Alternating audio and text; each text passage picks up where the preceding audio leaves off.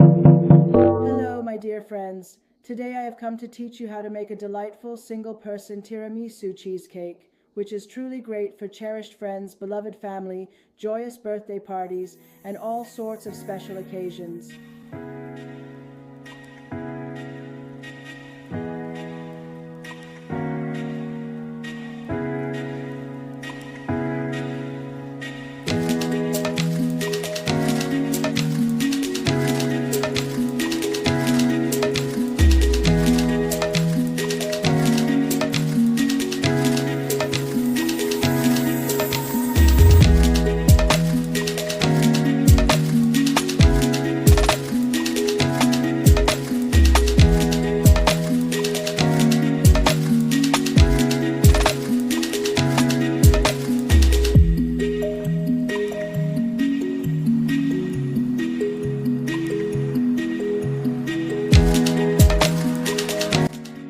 Dear friends, the cheesecake that our tiramisu is ready.